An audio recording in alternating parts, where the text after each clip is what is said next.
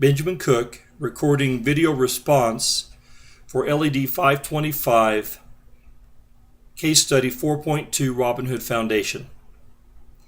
The case study that we're dealing with today revolves the Robin Hood Foundation, which is a foundation that supports poverty-fighting organizations in New York City. The issue at hand particularly is the Rainy Day Fund, which had increased from $20 million to $144.5 million in approximately 10 years. That increase has happened because approximately 50% of the funds invested in the Rainy Day Fund were invested in hedge funds, which were owned or managed by members of the governing board. On the surface of things appear to be okay. The fund met the Better Business Bureau's standards for charities. They had good managers, top-of-the-line managers managing the funds, and the investments were performing well. Also, the committee that handled the management of the funds could not invest funds in any funds which they managed.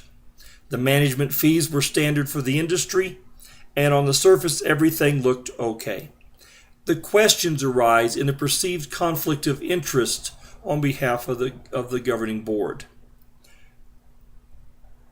Board members, companies, benefited from the investment of the funds, whether they were responsible for direct management or whether they simply had funds invested in their money invested in their funds. They had the opportunity to benefit from this fund. Secondly, if things went poorly, the management currently is doing well, but if things went poorly, would they be able to withdraw the funds?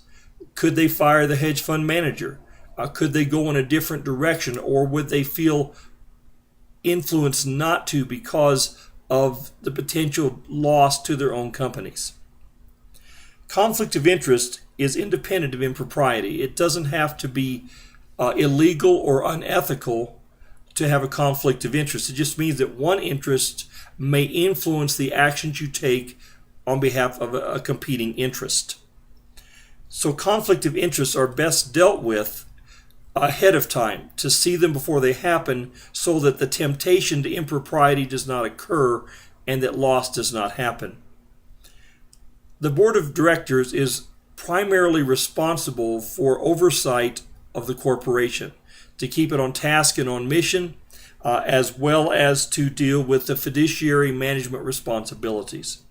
Along the fiduciary line, they have three duties. There's a duty of care, in other words, to be involved in the corporation, to engage in the activities, to become educated with what's happening, and to give a good faith effort to do in the best of their knowledge and ability what a reasonable person would do for the corporation.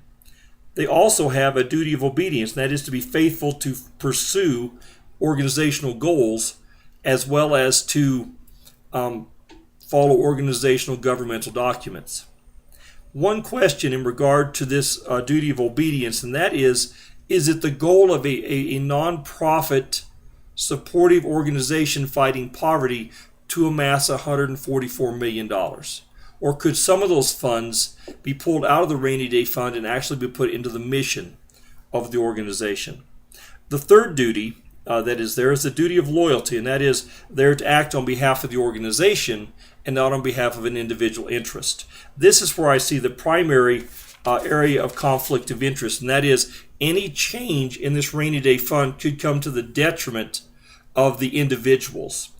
And so if they're managing the assets for their personal interests, it could be to the detriment of the corporation. And if they manage it for the corporation, it could be to the detriment of their personal interests. The question to ask would be, what happens when things go bad? And are the board members willing to make up the losses out of personal funds rather than out of organizational funds? Let me conclude with two observations. First of all, the assets do not belong to the directors. They are donations to the organization for the purpose of fighting poverty in New York City. These assets, therefore, are to be managed and taken care of by the board to steward them, to protect them, and to make them available for the purpose of the mission. In this case, the managers or the directors had a conflict of interest because does it benefit the organization or does it benefit our pocketbooks? A second question must be asked, and that is about the reputation of the organization. If there's a hint of impropriety, that filters down to donors. And donors don't want to give money where there is a hint of impropriety. And so therefore, not only does this damage the assets of the corporation in a fiduciary way, it also damages the reputation and the potential ability for the organization to raise funds to accomplish its mission. Therefore, the board made the right decision to no longer carry out the activity of investing organizational funds in hedge funds that were managed or owned by members of the directing board. Thank you.